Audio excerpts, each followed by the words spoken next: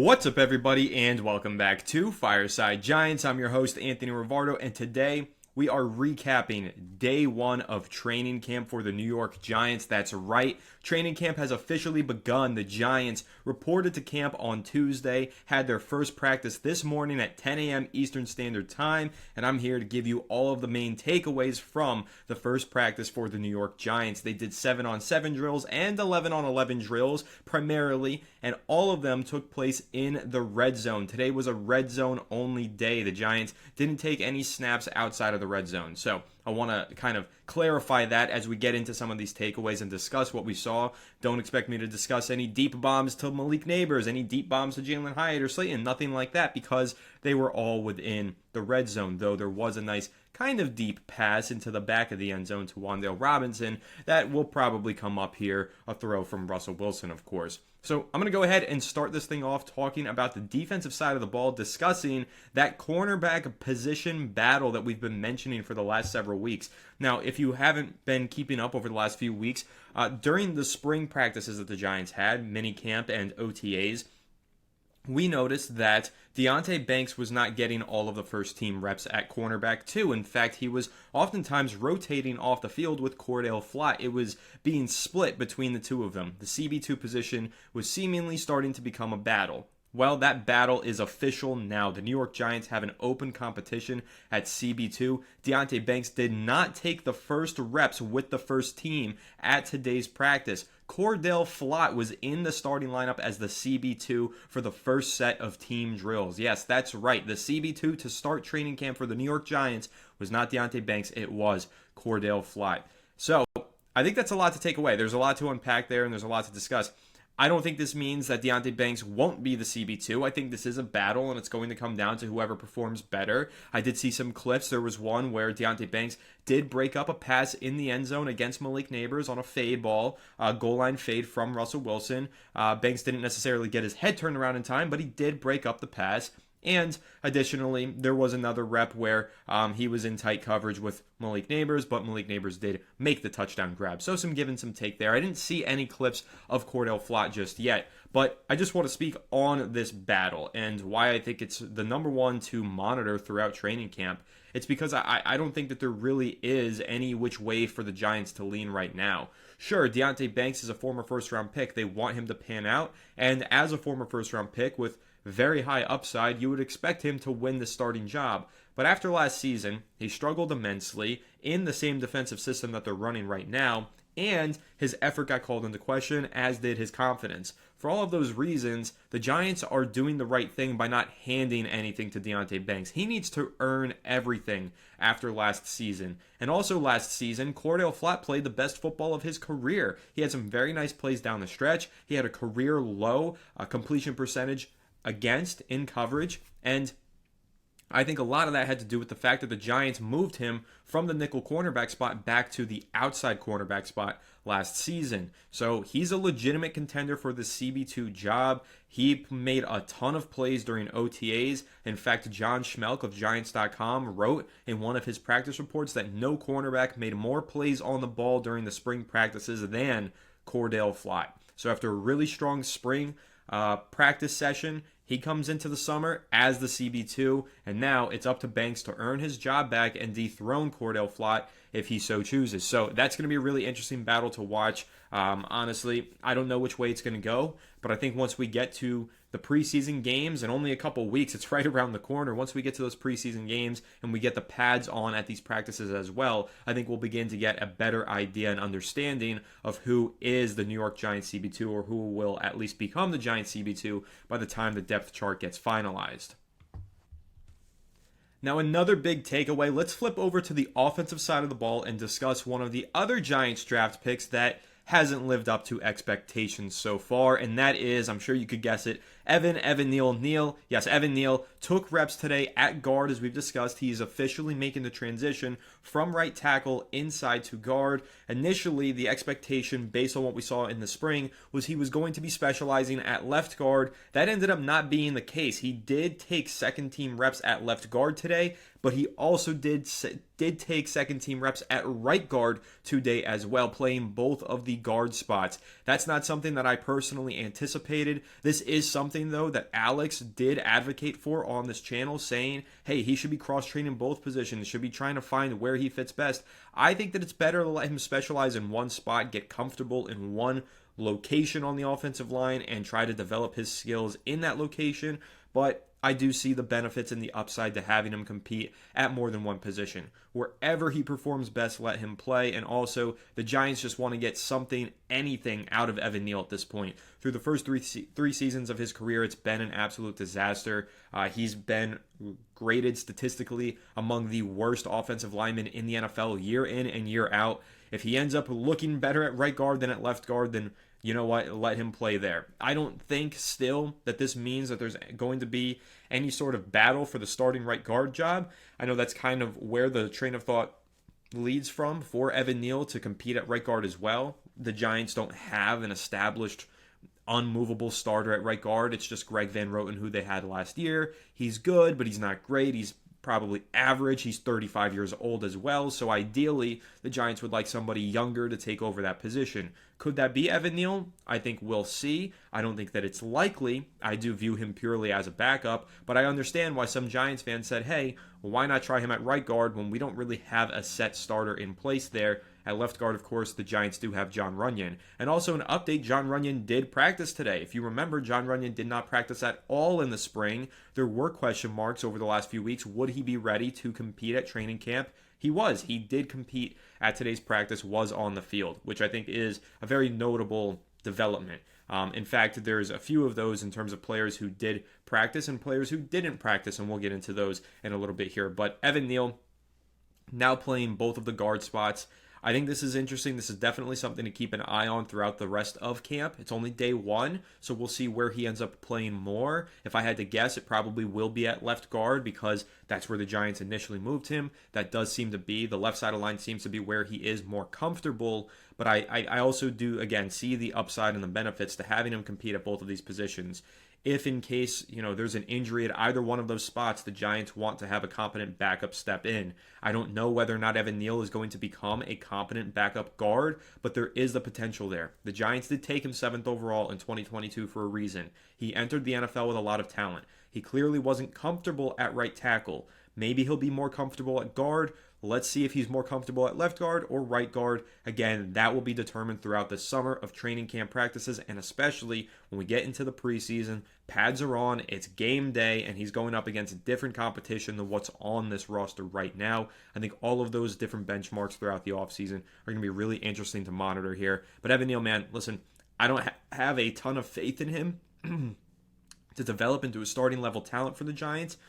But I'm really hopeful that he can become at least something, even if it is just a competent backup, because the Giants, I really hope they see some sort of return for the number 7 overall pick. It's been a mess so far for him, but I'm not going to completely rule it out. He's still young. He's been dealt with he's been dealing with a lot of adversity since he entered the NFL. Injuries, coaching changes on the offensive line, rotational shifts all across the offensive line due to other injuries that aren't his own. He hasn't been dealt the best hand. So maybe now things can be a little bit more stable. The Giants can maintain some continuity. And moving him into guard, I hope, does spark something for Evan Neal. I'm very hopeful for him. Again, not super confident, but hey, I would be happy to be proven wrong by Evan Neal, and definitely monitoring him and which positions he's competing at the most throughout the rest of training camp. So let's stick with the offensive line for this next takeaway. As I mentioned, Jon Runyan Jr. was on the practice field today. He was not placed on the PUP list, the physically unable to perform list. Only 2 New York Giants were. Those Giants were running back Eric Gray and, very unfortunate news, left tackle Andrew Thomas. He was placed on the PUP list to start training camp. He will not be out there practicing until, according to Joe Schoen, he is fully ready. Once he indicates to the staff that he is ready to practice, they intend to have him practice during training camp, but they are in no rush to get him on the field.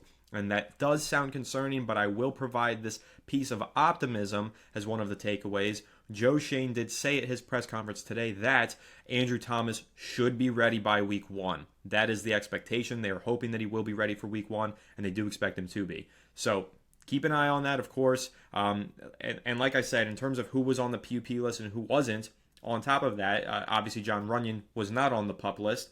Neither was Dexter Lawrence or Malik Neighbors. Those were the other two Giants starters that did not participate during the spring practices. There were question marks. Would they be ready for camp? They are. They were out there, and Malik Neighbors made a lot of plays, which we're going to get to in a little bit. But yes, Andrew Thomas not practicing. I don't know when he will be practicing. Hopefully soon, but obviously still recovering from the Lisfranc injury that he suffered in week 6. Missed the subsequent 11 weeks of the season, had surgery, but is recovering, is on track to be ready for week 1, but definitely something to monitor. He's not ready to get on the field yet, not out there on the practice field. When will he be? I don't really know, but of course, as soon as he is, we will update you right here on Fireside Giants. So I just mentioned Malik Neighbors was not on the PUP list, was out for day 1 of practice, and he looked like the superstar that we know he is. That's the takeaway. Malik Neighbors is a superstar in the making. He looked like that in day 1 of practice. He caught 3 touchdown passes, according to Connor Hughes of SNY. Although I will say this was in the stat line for Russell Wilson. 8 of 14 with 4 touchdowns, 3 to Neighbors, 1 to Chris Manhertz. I did see a video of Russell Wilson throwing a touchdown pass to Wan'Dale Robinson. I alluded to that earlier. So I do wonder if this might be an error in Connor's reporting. If it was 2 touchdowns to Malik Neighbors and 1 to Wan'Dale and then 1 to Manhertz, possibly. I saw videos of 2 touchdowns to Neighbors. I didn't see 3, but it is also possible that there were 3 touchdowns to Malik Neighbors. Either way, Neighbors had 1 touchdown grab that was truly spectacular, and then another one that was relatively basic. It was a quick boot and kind of run after the catch drill, weaved through some traffic and stumbled his way into the end zone. We know how dangerous Neighbors can be after the catch with the ball in his hands. But the other one was a goal line fade. I mentioned earlier that Deonte Banks broke up one goal line fade that was intended for Neighbors, but the second attempt, Neighbors did get the better of him. He really took it away from Banks. Banks honestly made a good play, was in good position. How many times have we said this about Deonte Banks? Stop me if you've heard this before. But Banks went up there, was in good position to make the play, and the ball got ripped away from him. But that I'm not going to chalk up to being a fault for Banks. I'm going to chalk that up to being Neighbors is just a special talent, because it was a hell of a grab. And in fact, even when he went up to grab it down, he still didn't have it secure. It was bobbled, and then he dove into the ground and got his hands underneath it before the ball could touch the turf. So it was just a spectacular catch from Malik Neighbors, who was getting open and making plays all practice long as per usual. But Russell Wilson, 8 of 14 with the 4 touchdowns, as I mentioned. So, a little bit over 50% completion rate. Not exactly the best. Did connect on those touchdowns, a couple of them in the end zone. That throw to Wan'Dale Robinson was a beauty. It was a high arching one, kind of like on a corner route into the back of the end zone. I think it was man coverage, and for some reason it was Micah McFadden on Wan'Dale Robinson. Total matchup nightmare. Russell Wilson recognizes it and layers a beautiful pass into the back of the end zone for Wan'Dale Robinson, who toe tapped his feet and caught it inbounds. It was a great throw. It was a great catch, but really the throw was just, it had perfect arc, perfect spiral, and it was one that, we haven't seen too many Giants quarterbacks make over the last few years. And that's going to be my other takeaway here now that we're talking about some of these playmakers. Russell Wilson making these throws to Neighbors and Wan'Dale. One thing that I saw in all of these passing attempts from Russell Wilson was timing.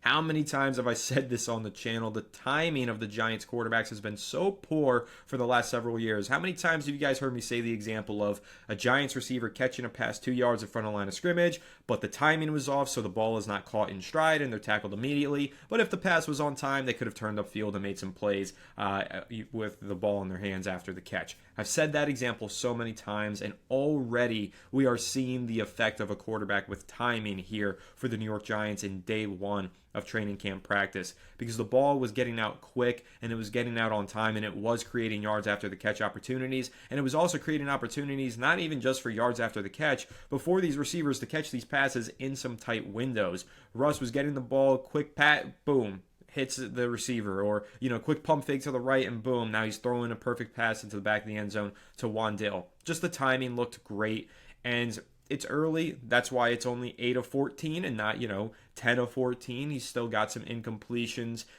to clean up here, and Russell Wilson is going to miss passes because he's human and he's not Tom Brady. But essentially, my point being, the timing looked a lot better from Russ today than it did at any point in training camp last year, in my opinion, from the clips that I saw. And I know that that's going to continue to be a trend because Russ is a good quarterback, is a good veteran with some good timing and some good experience. So just keeping an eye on that. I know that the chemistry isn't fully there between Russ and Neighbors and everybody else. I think that first goal line fade incompletion that was broken up by Deonte Banks that I mentioned, that didn't look like the best timing. That looked like Russ didn't throw the ball to the right spot for Neighbors. Maybe it was a second late. Maybe it was just underthrown. That wasn't the best pass from Russ. But then he corrected it later, had better timing, and threw a perfect one for Neighbors to go up and make a play on later. But again, that's what this is for. This is training camp. This is practice.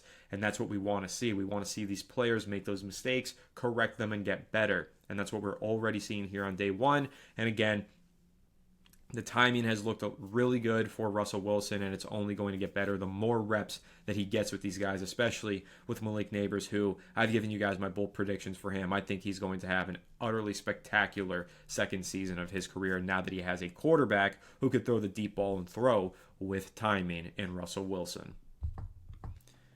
So the next player that I want to talk about is another rookie. We actually haven't really talked much about the rookies just yet, but let's talk about one of the rookies, and that's going to be the rookie 4th-round pick, the running back that the Giants selected out of Arizona State. You know his name, and you love it when I do this, so I'm going to do it for you guys. Scataboo!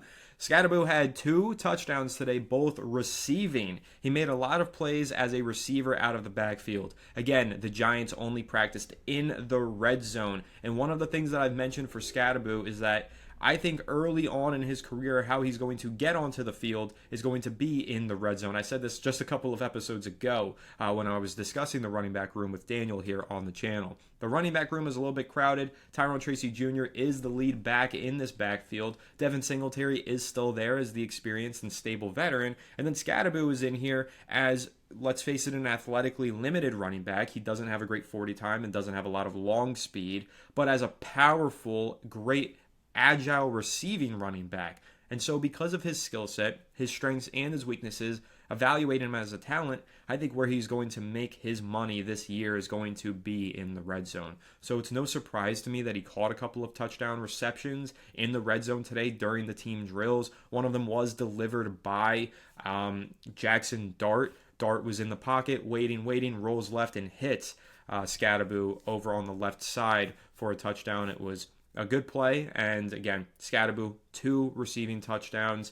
One of them also coming, I believe it was from Jameis Winston. So Scataboo already going out there making plays, no pads on, so it's not like we saw him drop the shoulder and truck stick anybody. We know that's kind of a signature for him. We know he's really good at that, but that's not what he was up to today. Today, just getting out of the backfield as a receiver, making those plays. This is a guy who had 1,700 yards rushing last season, but he also had about 600 yards receiving last season for Arizona State and a couple of touchdowns as well. He even threw a touchdown, threw like a 50-yard bomb. So Scataboo's a versatile guy, versatile talent.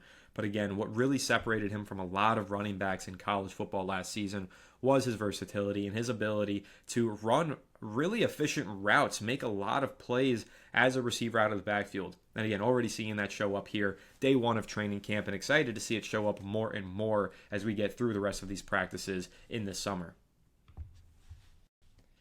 So I gave you a lot of the good just now with these takeaways. Now let me give you some of the bad. And there's really only one bad takeaway, but I'm going to preface this by saying don't overreact and don't freak out. Jackson Dart had a really ugly day at practice. His first pass was picked off, and it was a pick 6.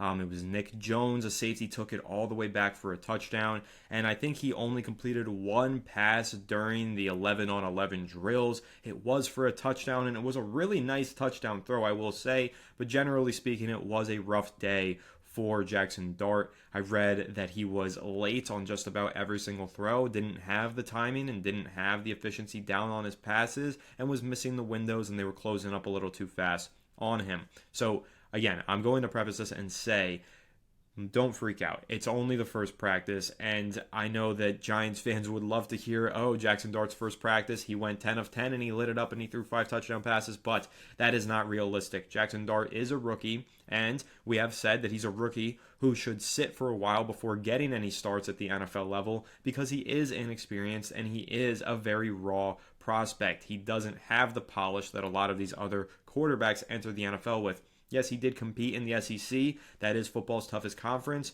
More players in the SEC graduate to the NFL than any other conference in college football. Those things are true. He faced tough competition, and he really dominated it at times, but he did so in a gimmicky, simplified offense for Ole Miss, and he does have a lot of nuance to learn at the next level about how to play the quarterback position, and that's going to take time, and it's going to take error, trial and error, mistakes, failures. Those are going to be the things that Jackson Dart learns from to become a good player. There's only a couple of takeaways I'm really going to have from this. Number one, it's early and I'm not concerned, and number two, I think that Russell Wilson being announced as the starter this morning by Brian Dable, and then seeing Russell Wilson clearly head and shoulders be the best quarterback at camp, it's no coincidence. I don't think we're going to see Jackson Dart get rushed onto the field. I know a lot of reporters, Ian Rappaport, Daniel Jeremiah, Adam Schefter, all three of them over the last month, each had a report come out saying, well, the Giants could end up starting Jackson Dart sooner rather than later. I don't buy it. I don't think they're trying to rush him onto the field. I think it would take a catastrophe, an absolute disaster start to the season in order for us to see Jackson Dart within the first 2 months of the regular season. So I just think we all need to be patient with him and not put too much stock into a pick six that he threw or a bad set of reps that he had, obviously completing 1 of 5 passes. It's also just a small sample size, and it's day one. It's his first training camp practice of his NFL career. He will get better. He will learn from these mistakes, and if he gets a little bit better every single day, because of the upside that he has and the talent that he possesses, I'm still confident, he's going to be something really special for the Giants once he does develop. But don't expect to see him in the starting lineup soon. I think he only got 1 rep with the starters today. Obviously, during the spring, we discussed that he had taken a few reps here or there, a handful of them with the starters, but primarily was playing with the 2s and the 3s. Today, he was primarily playing with the third team. Jameis Winston was pretty safely the second string quarterback at today's practice. So again, don't expect to see Dart fly up the depth chart and end up as the QB1 at the end of training camp. That's not going to happen. He's QB3 right now. He'll probably work his way up and get some reps with the second team, and then maybe from there graduate to getting some reps with the first team. But for now, he is looked at as a backup quarterback for the Giants and a rookie that they are obviously eager to develop, but they are going to take their time with and be patient with. So a tough day for Jackson Dart. Not something that I'm too concerned about. Let's see how he bounces back at tomorrow's practice. Hopefully he can connect on some touchdown passes. And you know what? On that note, the touchdown pass that he had, I mentioned it was a nice one.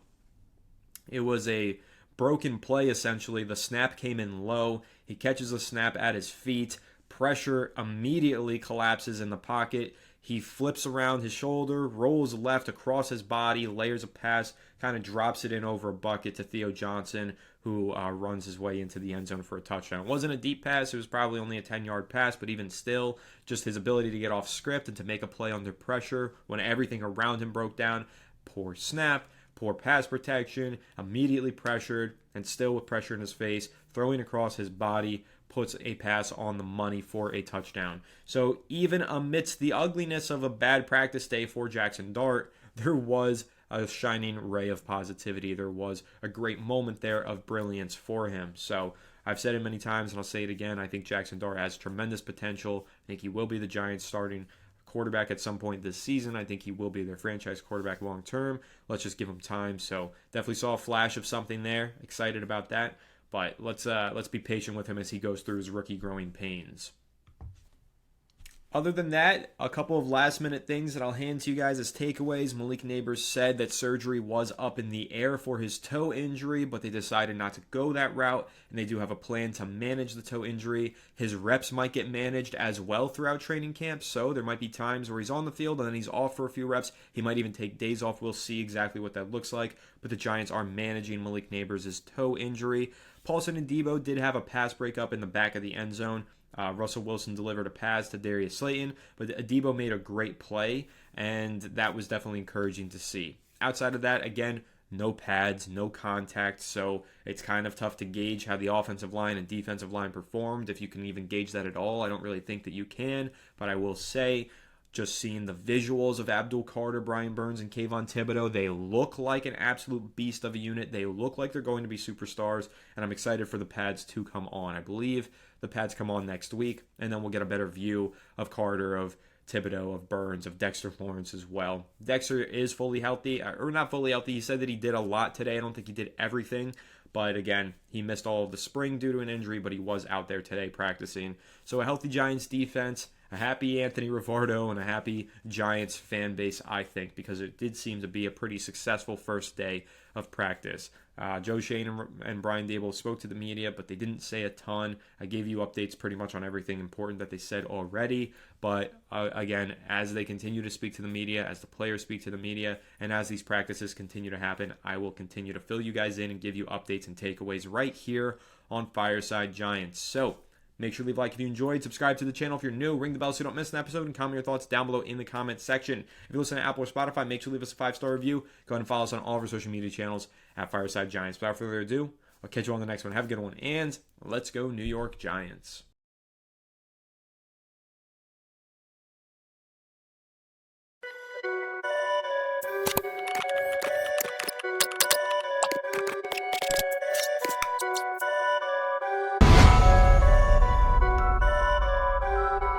Perfect.